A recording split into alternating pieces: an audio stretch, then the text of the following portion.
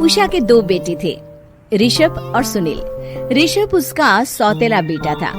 उषा हमेशा ही अपने सगे बेटे सुनील को ज्यादा प्यार करती थी। सुनील की शादी हो चुकी थी और ऋषभ की शादी भी निशा नाम की लड़की से हो जाती है। उषा सुनील की पत्नी कीर्ति को ज्यादा प्यार करती थी। एक दिन वो अपनी बहू कीर्ति के लिए साड़ी ले आती है। ये लो बहू, तुम्हारे लिए साड़ी लाई हूँ। कल पड़ोस की शादी में जाना है ना, तुम यही पहन कर चलना। तभी वहाँ ऋषभ आ जाता है। अरे माँ, तुम निशा के लिए साड़ी नहीं लाई? वो भी तो कल शादी में जाएगी ना? हाँ, वो भी जाएगी, पर उसके पास तो काफी साड़ी होंगी ना। अभी अभी तो शादी हुई है तुम दोनों की, तो उसी में से कोई पहन लेगी वो। ऋषभ ये सुनकर उदास हो जाता है। तब निशा कहती है, आप उदास क्यों होते हो जी? सही तो कह रही हैं मम्मी जी, मेरे पास तो बहुत साड़ियाँ हैं और सारी की सारी नई हैं। मैं उन्हीं में से कोई पहन लूंगी। वो बात नहीं है निशा।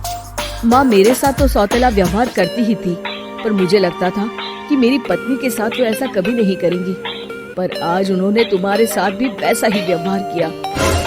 ऋषभ उदास होकर अपने कमरे में चला जाता है। ऋषभ को उदास देखकर निशा को अपनी सास पर बहुत गुस्सा आता है। एक दिन उषा सुनील को कुछ पैसे दे रही होती है। ले बेटा सुनील, ये कुछ पैसे रख ले और बहू को कहीं घुमा लिया। जी मम्मी जी। सुनील वहाँ से चला जाता है। मम्मी जी, आपने इन्हें तो कभी पैसे नहीं दिए। ऐसा सौतेला व्यवहार आप क्यों करती हैं? बहू, ये किस तरह से बात कर रही हो तुम अपनी सास से? कोई ऐसे सवाल करता है कि अपनी सासू से? सास, अरे जिस दिन से मैं इस घर में आई हूँ ना, आपने तो मुझे अपनी बहू माना ही नहीं। हमेशा कीर्ति भाभी के लिए ही सब कुछ लाती हैं। मुझे तो आज तक आपने कुछ दिया ही नहीं। क्या मैं जानती नहीं कि आप ऐसा क्यों करती हैं? देख निशा, तू अपना काम कर, समझी? मेरे से बहस करने की कोई जरूरत नहीं है। तभी वहाँ ऋषभ आ जाता है। निशा, माँ से ऐसे बात नहीं करते, तुम जाओ अपने कमरे में। हाँ, जा रही हूँ। मुझे भी इनसे बात करने का कोई शौक नहीं है। निशा अपने कमरे में चली जाती है और ऋषभ भी वहाँ आ जाता है। निशा, तुमने माँ से क्यों झगड़ा किया? क्योंकि आप तो कुछ कहते ही नहीं, बस चुपचाप सहते रहते हैं। किसी को तो आवाज उठानी होगी ना। कोई बात नहीं निशा, तुम गुस्सा मत करो, शांत हो जाओ। निशा रसोई में खाना बना रही होती है। तभी वहाँ कीर्ति आ जाती है। निशा, तुम मार्केट से ये सामान ले आओ। मैं क्यों जाऊँ? आप भी तो जा सकती हो ना। दिख नहीं रहा कि मैं खाना बना रही हूँ? हाँ तो क्या हुआ, खाना बनाने के बाद चली जाना। हाँ, खाना भी मैं ही पकाऊं, बाजार जाकर सामान भी मैं ही ले आऊं। खुद तो कुछ करोगी नहीं, है ना? ओहो, जुबान तो देखो कैसे चल रही है। सुनो, तुम अभी आई हो इस घर में, तमीज में रहो, वरना सासू माँ से कहकर मायके भिजवा दूंगी तुम्हें। हाँ। ओह, हाथ लगा कर दिखाओ मुझे, देख लूंगी। बहुत मनमानी हो गई तुम दोनों की, समझी? निशा लिस्ट कीर्ति के ऊपर फेंक देती है। कीर्ति निशा को मारने आती है तो निशा उसका हाथ मोड़ देती है।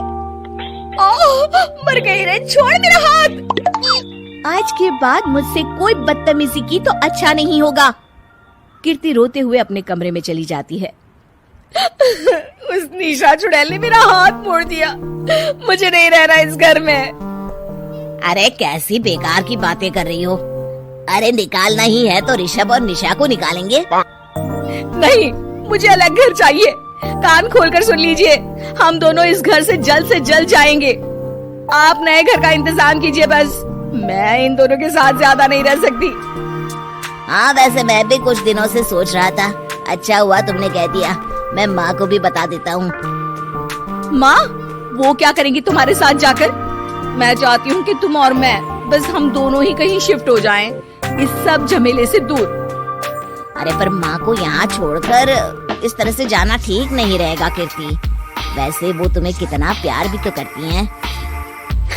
नाम का ख्याल रखती है, क्योंकि तुम सगे बेटे हो ना, इसलिए। तुम अगर सौतेले होते तो मेरे साथ भी ऐसे ही सलूक करती, जैसे अभी तुम्हारे सौतेले भाई और उसकी पत्नी से करती है। अरे पर फिर भी कुछ भी नहीं। देखो, या तो हम दोनों इस घर से कहीं दूर जाएंगे या फिर मैं अपने मायके चली जाऊंगी। हाँ, बता देती हूँ। अच्छा बाबा, अच्छा ठीक है। सुनील अपनी माँ से बात करने आता है। माँ, मैं सोच रहा हूँ कि कीर्ति के साथ अलग घर में शिफ्ट हो जाऊँ। अरे वाह बेटा, ये तो बहुत अच्छा सोचा है तुमने। कब शिफ्ट होना है हमें? मैं भी पैकिंग कर लेती हूँ। अब नहीं माँ, मैं और कीर्ति ही जाएंगे बस। आप तो यहीं रहो, ये पुश्तैनी घर भी है ना आपका। अरे बेटा, तू तो मेरा सगा बेटा है, तू ही मेरे साथ ऐसा कर रहा है। मुझे अपने साथ ले जा बेटा। तभी वहाँ कीर्ति आ जाती है। अरे माँ, आपको पता भी है कि किराए के घर में कितना खर्चा होता है, और अगर आपको भी लेकर गए तो और खर्चा होगा। आप तो बस यहीं रहो इसी घर में। कोई बात नहीं सुनील, तुम लोग चले जाओ। माँ यहीं रहेंगी हमारे साथ, हम माँ का ख्याल रखेंगे। तुम लोग अपनी गृहस्थी संभालो। निशा को ये देखकर बहुत खुशी होती है। वो मन ही मन सोचती है, अब आया ना ऊंट पहाड़ के नीचे। अब मम्मी जी को पता चलेगा, बड़ा सगा और सौतेला करती रहती थी। सगा बेटा तो जा रहा है छोड़कर, अब आएगी इन्हें अकल, और नहीं आई तो मैं ला कर रहूंगी। निशा अपनी सास को कैसे अपने सौतेले बेटे से मिलाएगी, जानने के लिए देखिए सौतेली माँ पार्ट 2।